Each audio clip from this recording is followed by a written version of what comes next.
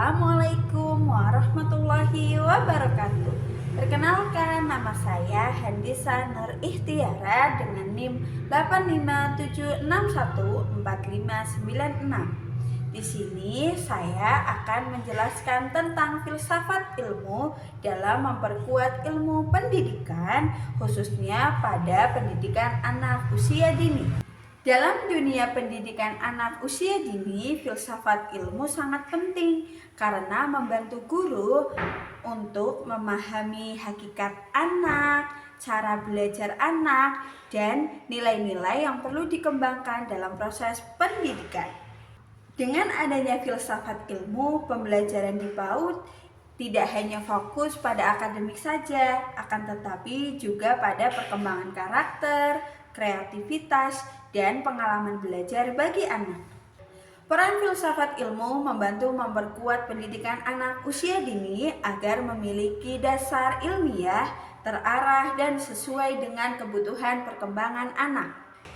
Dalam pendidikan anak usia dini, filsafat ilmu membantu guru memahami bahwa setiap anak memiliki tahap perkembangan yang berbeda. Filsafat ilmu juga membantu guru memilih metode belajar yang sesuai dengan karakteristik anak usia dini, seperti belajar sambil bermain, eksplorasi, dan pengalaman langsung. Pendidikan yang bermakna ikut memperkuat filsafat ilmu. Hubungan filsafat ilmu dan pendidikan bersifat timbal balik. Praktik pendidikan di PAUD yang bermakna dapat melahirkan pemikiran baru dalam dunia pendidikan. Contohnya, ketika guru mulai melihat anak memahami konsep melalui bermain, maka muncul berbagai pendekatan pembelajaran aktif seperti bermain sambil belajar, kemudian pendekatan sentra, dan pembelajaran berbasis proyek. Pengalamannya tadi PAUD kemudian menjadi bahan refleksi dan penelitian untuk mengembangkan teori pendidikan yang lebih sesuai dengan kebutuhan anak.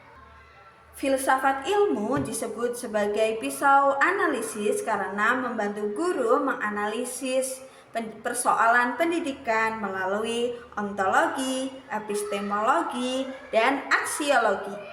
Yang pertama ada ontologi. Ontologi membahas hakikat sesuatu. Dalam PAUD, ontologi membantu memahami hakikat anak usia dini sebagai individu yang aktif, unik, dan belajar melalui bermain. Yang kedua ada epistemologi. Epistemologi adalah cara memperoleh pengetahuan. Dalam PAUD, anak memperoleh pengetahuan melalui pengalaman langsung, bertanya, mencoba, dan berinteraksi dengan lingkungan.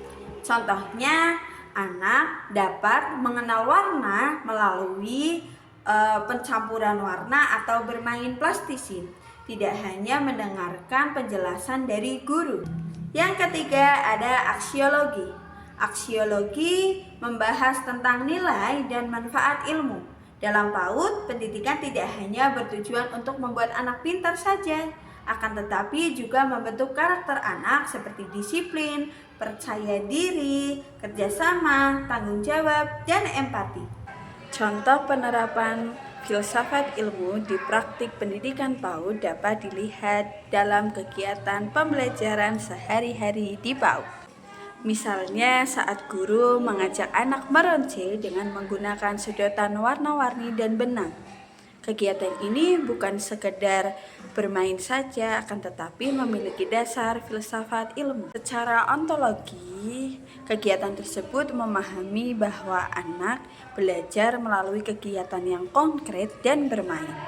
Secara epistemologi, anak memperoleh pengetahuan melalui mencoba langsung, mengamati warna, dan melatih koordinasi tangan dan mata. Sedangkan secara aksiologi, kegiatan meronce dapat melatih kesabaran, kreativitas, konsentrasi, dan rasa percaya diri anak.